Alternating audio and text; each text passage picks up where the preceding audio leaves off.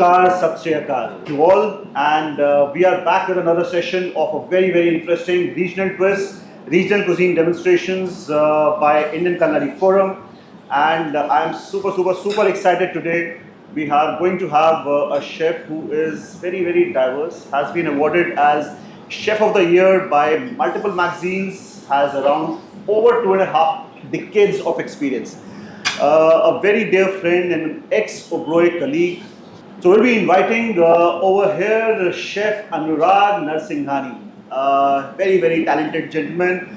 I'm so looking forward to his recipe. He's doing something very interesting with a Sindhi twist, and आज वो recipe को हमारे सामने plate करेंगे. I'm super excited. His plating skills are outstanding. Looking forward, and let me invite Chef Anuraag. Chef Anuraag, please.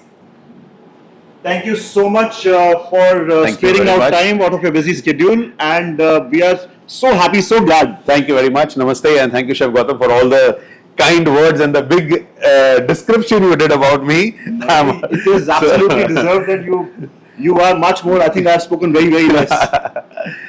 Thank you very much. Chef, I'll be looking forward to the recipe and see you at the tasting session. Definitely. Thank you very much. Done. Thank you. Namaste everyone. So thank you, Chef Gautam, for the lovely introduction, and indeed I am really excited and honored to be a part of this show.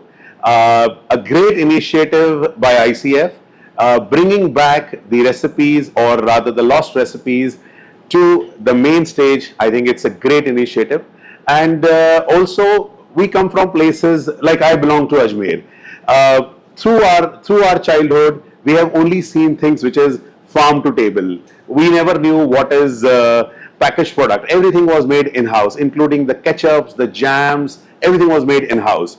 I must say, and I give a lot of credit to my mother, that she was a great chef cook, and that's where I did my first learning. So my first learning happened in my house kitchen. So today we are doing a recipe which is Sindhi Aloo Tuk. It's a great Indian snack. I have blended it with a chicken preparation just to create a melange of both the dishes so that it's Instagrammable also, because I understand that's extremely important. But at the same time, my focus will always stay on the recipe, the cuisine, the authenticity. And I would sincerely urge all the budding chefs that everything can come and go, but the authenticity or the taste will always stay. And we must always remember that we go to restaurants for great look and feel, but at the end of it, if it is not tasty food, it is not sustainable. So that's the whole endeavor. So we will get cooking. As I said, my major focus will be the Aloo Tuk recipe, but I am collaborating that with a stuffed chicken, and I'm serving some vegetables along. So that's going to be the dish. Along with me, Chef Saurabh Rane, who's the executive chef at Wellbit. He will be helping me and he will be assisting me. So thank you for that, chef. He'll be there along with me and assisting me in the whole preparation. Thank you. So we'll get cooking now. Okay. So to start with, for the Aloo Tuk, we'll be using parboiled baby potatoes. Parboil means it is boiled to around 60 to 70%. The balance cooking will happen in the pan. I'll be marinating the potatoes with Indian spices, and let me tell you, during COVID we were running around for immunity boosters, but I think the immunity booster lies in your house, and if you use the masala dani in your house effectively, I think you don't need to run anywhere for any masala boost, for any immunity booster. So whether it is the red chilies or whether it is the turmeric actually takes the biggest cake in terms of the immunity boosters. So I'm using the ingredients. I've got all the spices over here. From there is turmeric, there is red chili powder, there is jeera powder, there is garam masala powder. I have a call from the oven for where the potatoes are ready. So let me head towards there.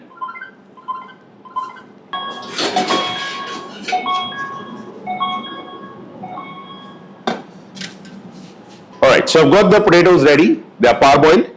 I'll create a marination for it.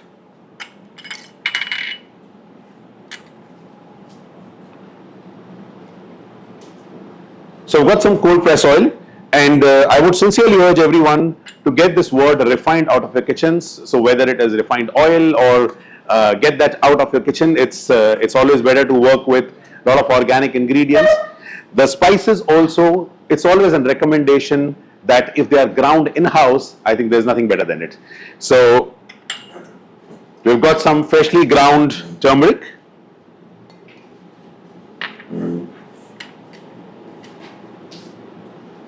Freshly ground red chili powder.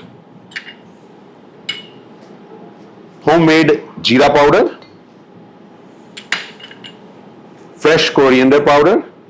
So all these have been broiled. They have been broiled in a low flame, and then they have been ground in house.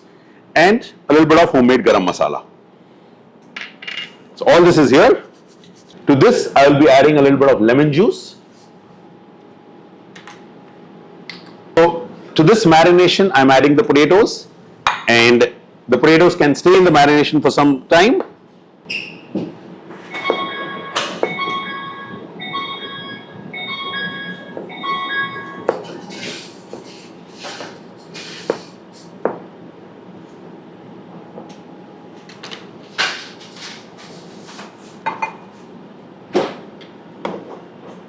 Okay, so the potatoes which were parboiled have been added to the spice mix, which is for a very dish which is for a dish which is very close to my heart, which is aloo tuk.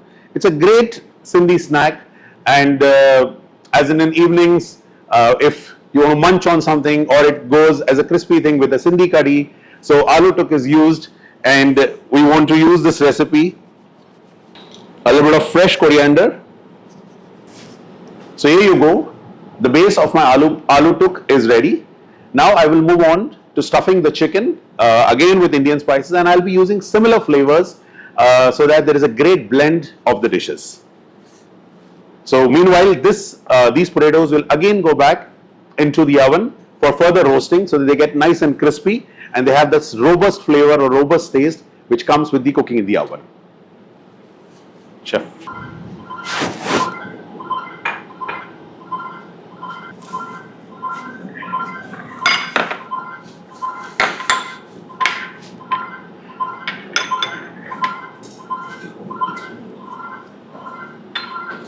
So as I said, we are doing the stuffed chicken. We'll be focusing on all the spices and the grounded spices that I've already mentioned and I've explained. So I've got a spice mix made with the same spices. First will be preparing the chicken for stuffing.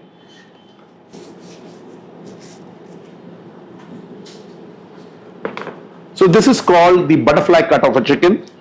So we have opened it, chicken breast. I am creating something what is called gashing the chicken. And for it to roll and hold the stuffing, I have to do a steak hammer. So I'm using a hammer over here.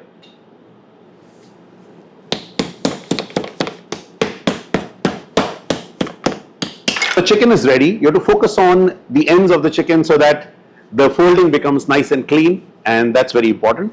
One part is done. Meanwhile, I've got the chicken mince. So we've got the chicken mince here. Some freshly cut green chilies. Freshly chopped onions.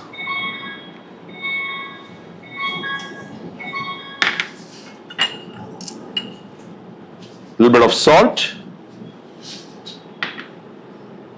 And a spice mix which is created by adding turmeric, coriander, garam masala, green chilies. So that's the spice mix that I've got. As they say, it takes the same ingredients to create a good dish and a bad dish. And I think salt and temperature play an extremely important role for making a dish tasty or boring. So the chicken is ready. The mince is ready. I'm again seasoning the chicken as well. A little bit of spice mix. And we'll stuff it with. I personally like to use a lot of vegetables in my cooking, and I personally feel that every meat must be complemented with some vegetable. In this dish, you can actually add a blanched spinach leaf also inside. I'm accompanying the dish with some steamed asparagus and steamed broccoli. So I feel that with the protein, there should be some vegetable component which enhances the dish, which makes it a very balanced meal. So that's extremely important, and I would urge everyone to have a strong focus on that.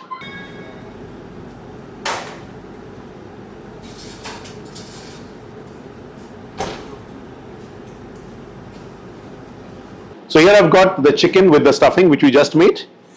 I'll roll it down.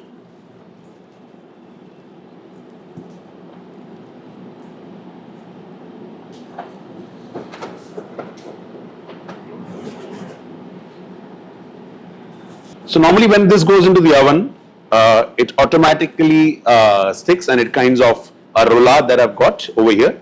But just to be really safe and sure, you can add small toothpicks inside to ensure that the chicken does not open up whilst it is cooking. But one thing of caution, that you need to remember how many toothpicks you have added. Otherwise, you will be giving these toothpicks to your guest, which you don't want. Alright, so the chicken roulade is ready over here.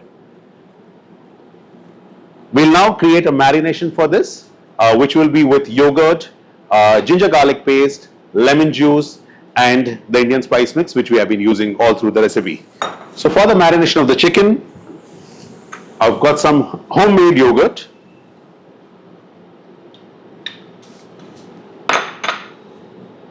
I'll be using the ginger garlic paste. So I'll be using the ginger garlic paste.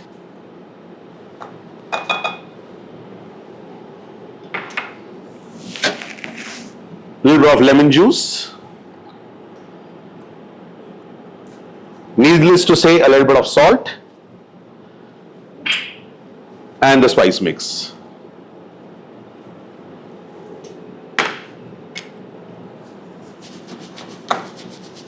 The marination is ready.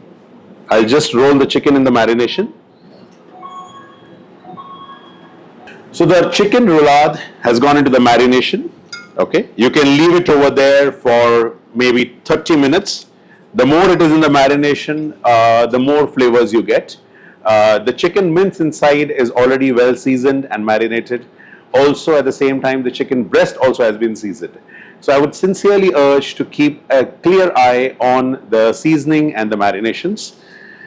Once this is ready, and as I said, the preheated oven is also ready, we will transfer this, put a little bit of marination on top. Once it goes into the oven, it'll get a nice roasted color. So as I said, the oven is preset 180 degrees for 8 minutes. I've got the chicken ready. I've shared the recipe with you. I've added a little bit of oil at the base. That helps that the chicken does not stick to the hot tray.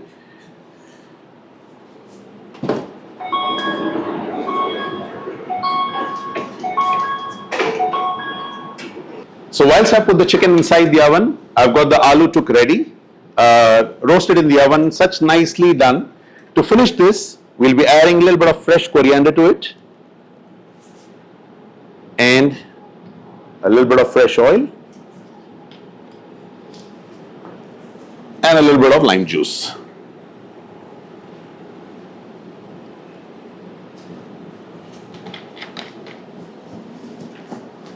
So this is ready. Doesn't this look delicious? In itself, I think we've got a brilliant dish over here, and I'm just loving it. I don't know, if I didn't have to finish the dish, I would have finished this piece over here in the first place. So the potatoes are ready. We've got the vegetables also steamed in the oven. So we've got the broccoli, and I'm using some asparagus. Both have been steamed and ready to go. Here we'll be doing our plating. All right. Asparagus, I'm trimming it to the size that I require. But I'm a very firm believer of zero wastage in my food.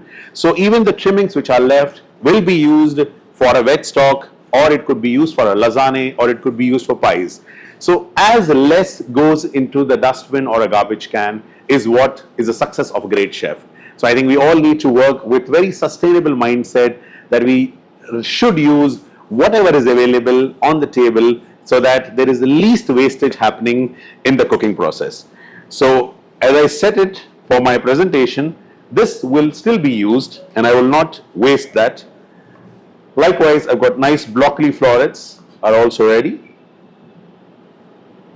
But everything which is there is usable. Even the broccoli stalks have been used for a vegetable. The broccoli sticks which are there have been used to create a vegetable stock. So the endeavor for every chef should be, it should be a zero waste kitchen, apart from the peels, yes, but otherwise you have to endeavor that it becomes a zero waste kitchen. That's the important thing, and that's exactly what our like my grandmother and my mother, they have taught me that everything which is there in the kitchen needs to be used. You may all remember that we would be using the trims of the juice to make a paratha. So that also is used. So we need to create a zero waste kitchen, and that's what we are endeavoring at. So I've got the blanched vegetables ready. We'll slightly saute them in a little bit of oil. So a nice hot pan.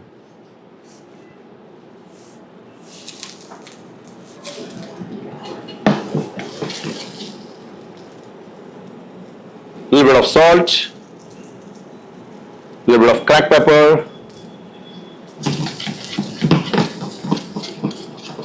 This just needs a little bit of cooking because of course they are already blanched and we don't want to spoil the color of the vegetables. So small flash, I think the vegetables are ready. So as and when my ingredients are getting ready, I'll start plating the dish as well. I can use the same pan for just tossing the potatoes again. They are already ready, but I'll just re-toss the potatoes.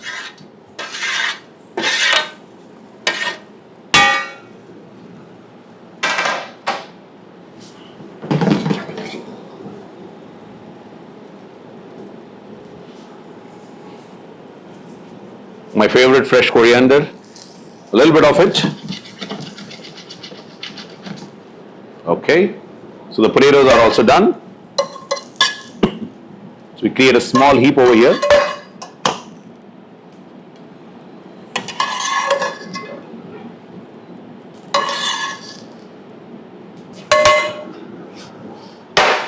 All right, okay. Now for the sauce, I've got a blended tomato sauce.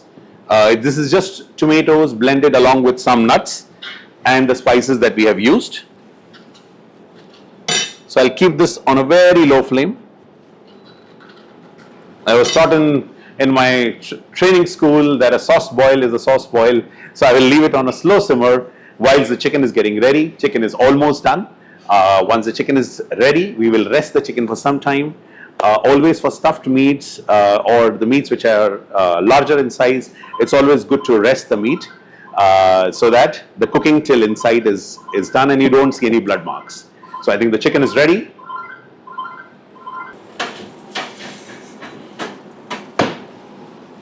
Okay.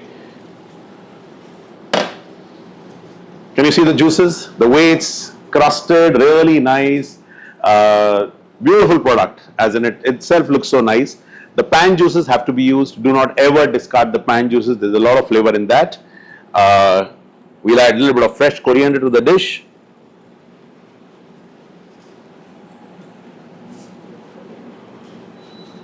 Nice. See this. Already looks amazing. Lip smacking taste is what I can say. Okay.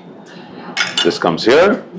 Meanwhile, as I said, I will not discard the pan juices. I will transfer the pan juices to my sauce so it can be used. All right. The chicken can rest for 30 seconds or so, and then we'll slice the chicken.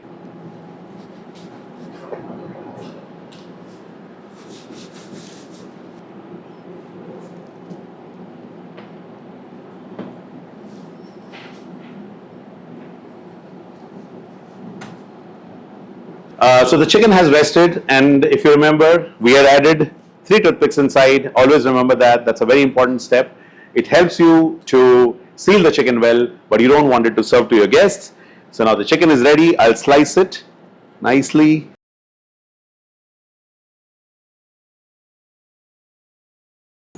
Okay.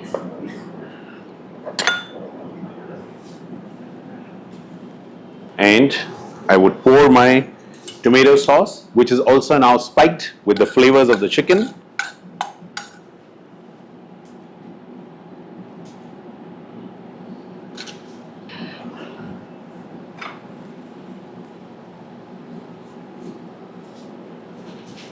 And a little bit of cracked pepper on top.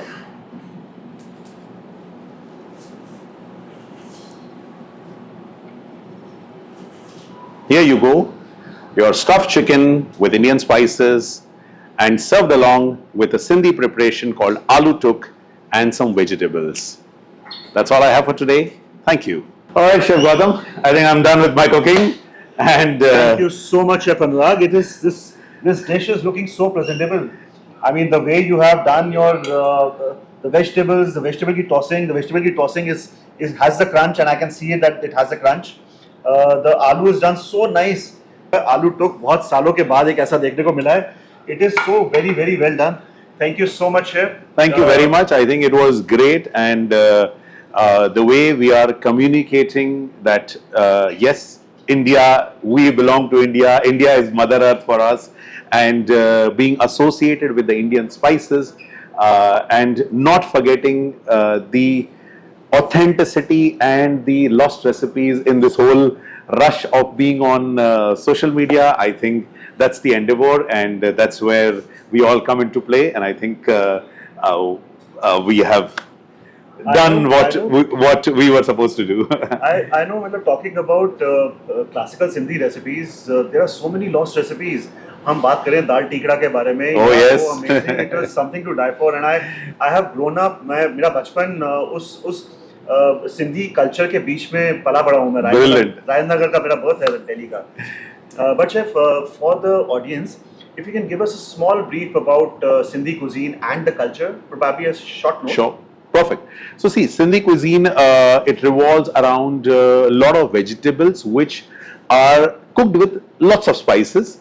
And of course, in every Sindhi home, on a Sunday, you would either find a Sindhi curry or a lamb preparation. So two things are which is called tariwala or tariwala mutton.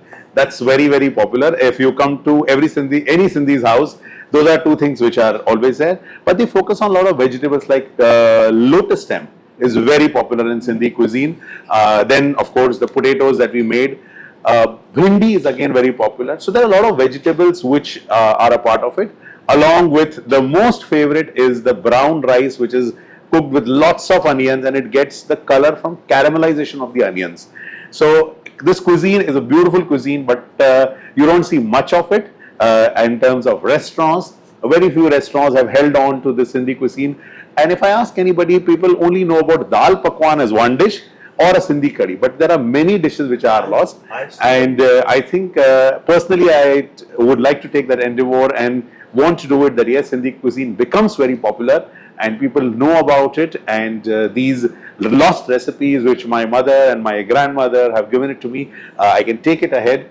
But yes, I understand that the generation now wants it to be Instagrammable. So when we blend Instagram and authenticity, I think that's what is a winning recipe, and what you have created for us as in this forum was something which is really delightful.